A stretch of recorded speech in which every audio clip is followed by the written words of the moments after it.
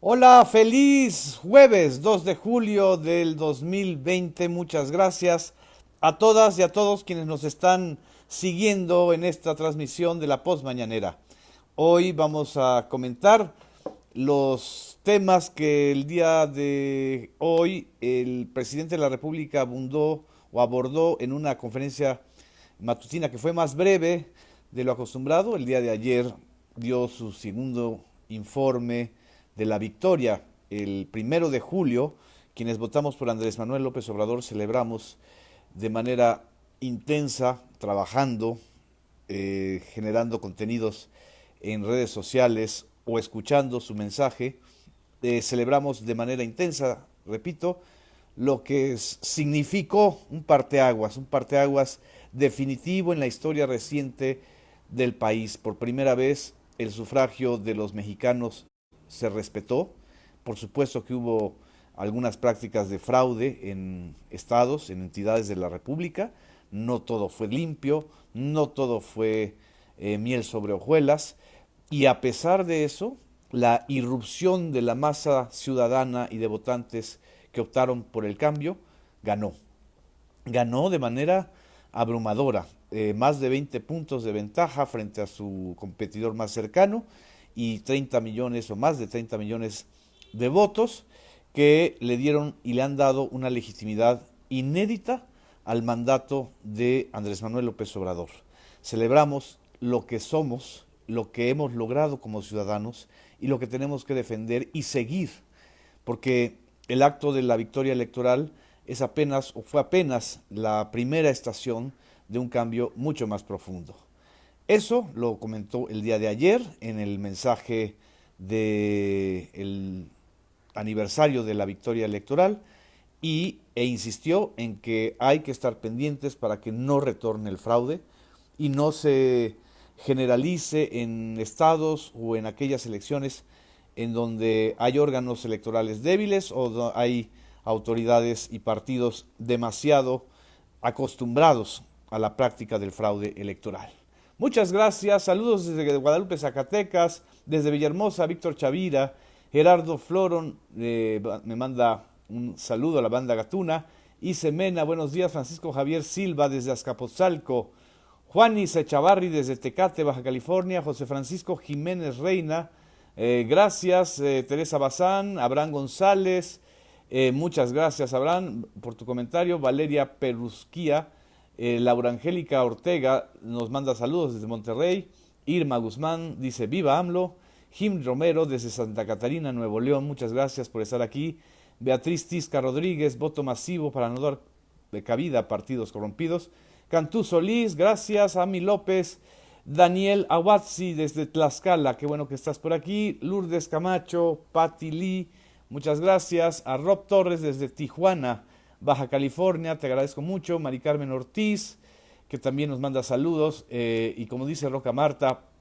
1 de julio es un día cívico, desde Aguadulce, Veracruz, nos está mandando saludos desde Santa Catarina, Nuevo León, Nahum Lara Enríquez dice cómo va el caso Lozoya, vamos a hablar de esto porque se mencionó en la conferencia de hoy.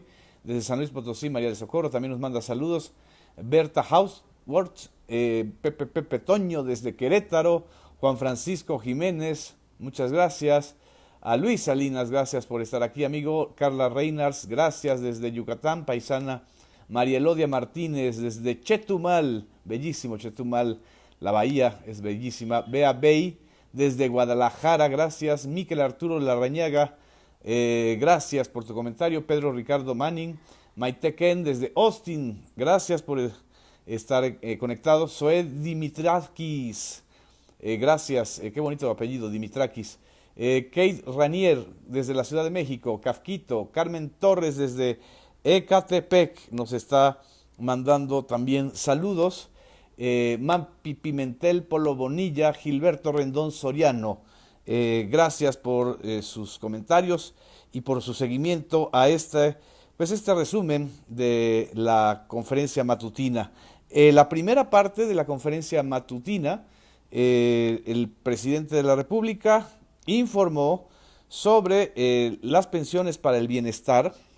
Son 8.025.000 adultos mayores que reciben las pensiones para el bienestar, más 744,000 personas con algún tipo de discapacidad o capacidades distintas, que hacen un total de 8.770.000 personas, casi 9 millones, que significan una inversión social de 45,75 millones de pesos.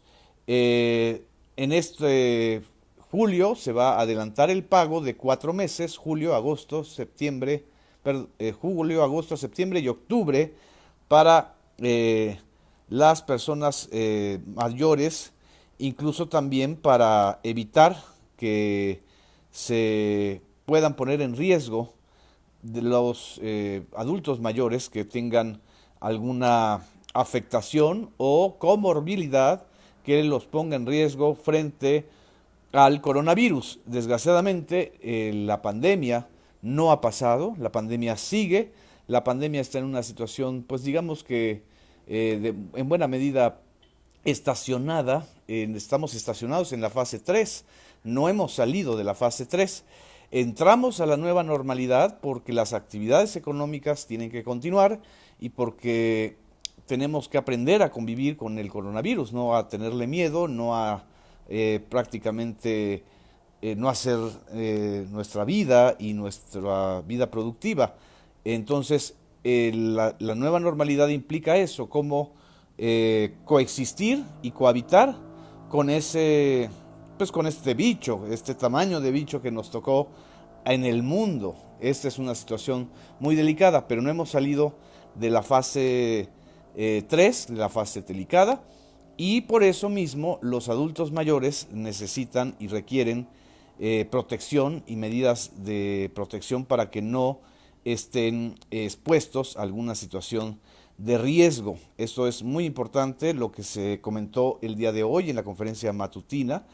Ya comenzó el pago anticipado de 4 meses de pensión para adultos mayores y niños y niñas con discapacidad, lo que significará una dispersión de 40.000 millones de pesos. En este periodo se entregarán estas pensiones a casi 9 millones de adultos mayores. El día de ayer, se entregaron casi 5 millones de pensiones a adultos mayores y personas con discapacidad. Fue lo que comentó el presidente. La subsecretaria de Bienestar, Ariadna Montiel, dio a conocer que se distribuirán más de 20.000 millones de pesos en mesas de pago y órdenes de pago. Es decir, ese es un mecanismo en el que se va a pagarle a los adultos mayores y a personas con discapacidad que no tienen o no cuentan con alguna cuenta bancaria. Esto es muy importante porque desgraciadamente muchos adultos mayores y personas con discapacidad no tienen una cuenta bancaria en donde se les pueda depositar. También informó que se cerró el mes de junio del 2020 con un número menor de pérdida de empleos de lo que se esperaba o se había pronosticado por los agoreros del desastre. Fueron 82.000 empleos menos, y además también incrementó la venta en tiendas departamentales de los superservicios o de los servicios que no suspendieron sus labores en un 8% a pesar de la pandemia.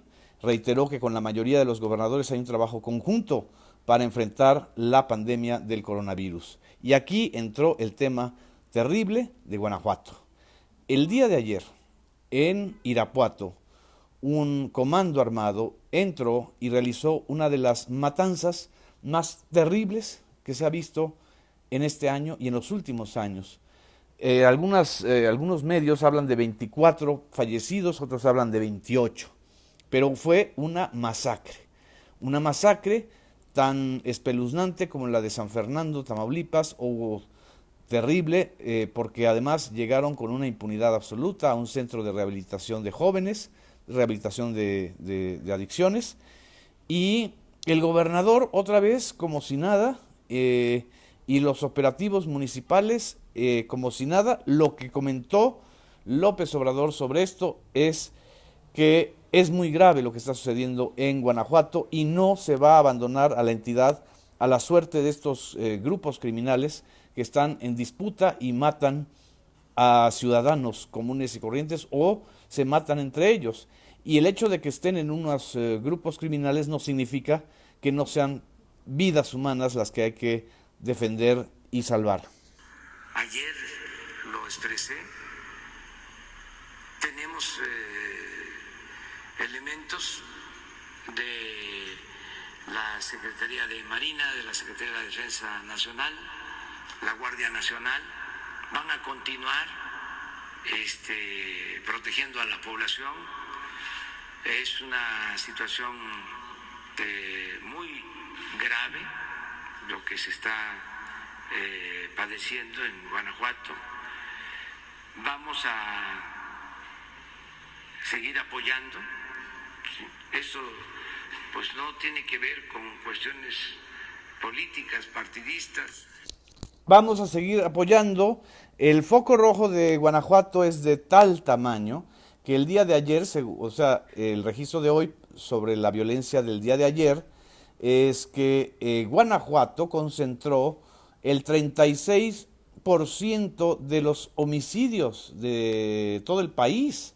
Hubo 33 homicidios, es decir, aparte de estos 28, hubo 5 más en Guanajuato, y con esta sola cantidad, pues Guanajuato supera con mucho a la siguiente entidad que registró, o las dos entidades que registraron un número alto de homicidios, que fueron Puebla y Michoacán, con 8, el Estado de México con 6, Zacatecas con 6, Guerrero con 5, Tamaulipas con 5, la Ciudad de México y San Luis Potosí, Baja California con 3. Pero Guanajuato es el foco rojo en estos momentos de la nación por esta criminalidad desatada de las bandas del cártel Jalisco Nueva Generación, del cártel de Santa Rosa de Lima y sus conexiones y sus, pues digamos que sus vínculos con autoridades que permiten este tipo de situaciones. Así lo mencionó también el presidente en la conferencia matutina. Sí hay una confrontación de bandas,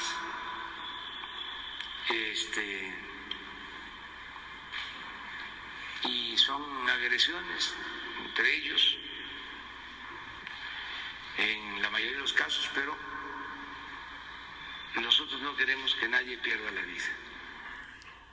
Es un foco rojo lo de Guanajuato. La información, por ejemplo, yo aquí tengo el periódico El Universal. Lo que dice es que el grupo armado ejecutó a 24 jóvenes y al menos 7 más resultaron lesionados. Seguramente algunos de estos lesionados fallecieron en estas horas, desgraciadamente. 2 de ellos estaban de gravedad en un anexo sin registro oficial ubicado en la comunidad Jardines de Arandas, en Irapuato. Tras el ataque que tuvo lugar en la tarde de ayer, las víctimas quedaron tiradas sobre cobijas en una habitación de una casa adaptada como centro de rehabilitación ubicada en la Cerrada Guanajuato. Los cuerpos tenían impactos de fusiles de asalto. Sobre estos hechos, el titular de la Secretaría de Seguridad Ciudadana Municipal, Pedro Cortés Zavala, informó que varios sujetos entraron al inmueble y tiraron al suelo a los presentes para dispararles. El ataque ocurrió a las 17:24 horas. Cortés Zavala dijo que de acuerdo con las investigaciones preliminares, varios sujetos llegaron a bordo de una camioneta roja y se metieron al centro para luego ponerlos en el suelo y dispararles. Se encontraron cartuchos percutidos de armas largas tipo AK-47, de las conocidas como cuernos de chivo.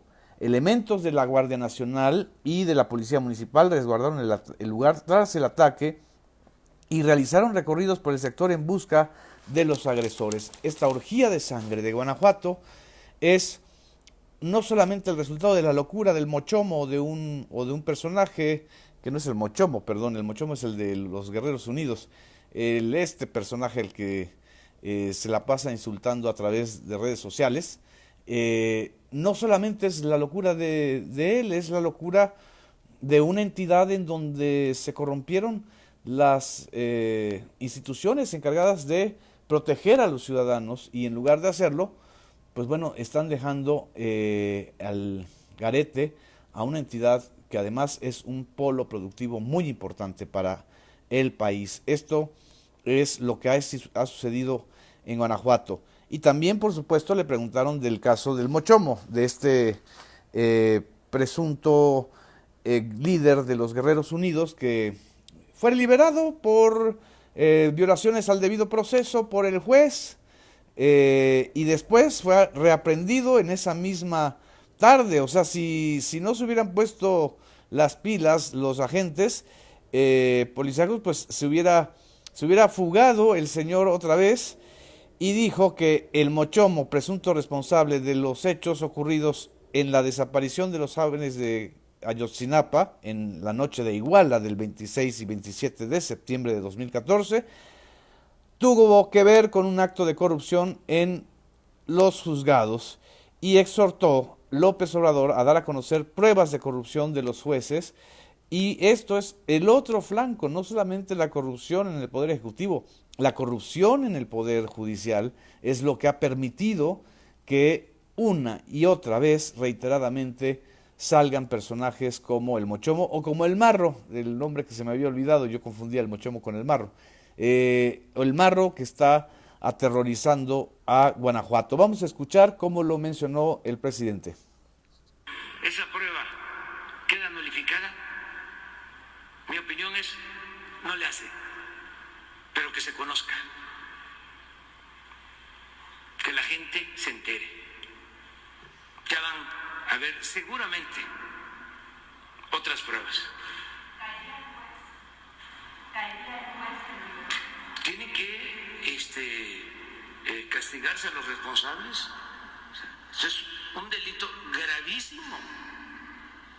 Esto es lo que reiteró López Obrador, señaló que el presidente de la Suprema Corte de Justicia, Arturo Saldívar, está consciente de que pues él no encabeza la corrupción en el Poder Judicial, sino que la tiene que confrontar y enfrentar. Eso lo ha mencionado una y otra vez el propio Arturo Saldívar.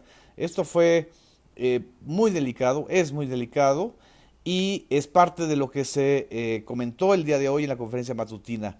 Ya casi al final, un reportero le habló del problema del ESME y ordenó en ese momento que hubiera una reunión con la secretaria del Trabajo, Luisa María Alcalde, y recordó que el ESME en alguna época fue un sindicato democrático, con prácticas democráticas, y lo dividieron, lo fragmentaron, lo corrompieron.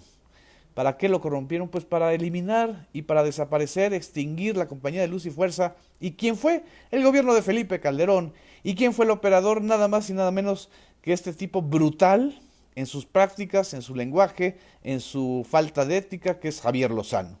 Entonces, eso también es parte de lo que se mencionó el día de hoy en la conferencia matutina. No puedo terminar esta transmisión sin agradecerles su interés, su seguimiento a la información que damos en estas redes sociales, en el SPR, y por supuesto invitarlos a seguir la cuenta nueva que hoy se abrió, que se llama Infodemia MX. A partir de hoy abrimos este espacio en Twitter, en Facebook y en Instagram para unirnos en el esfuerzo de detener las fake news, difundiendo solo información verificada que evite contaminación en la conversación. Cortemos la transmisión de las fake news y de la infodemia. Yo los invito a seguir esta cuenta, se llama Infodemia MX, @Infodemia MX, y también la pueden ustedes encontrar en Facebook. Muchas gracias, les mando un fuerte abrazo, feliz jueves. Gracias.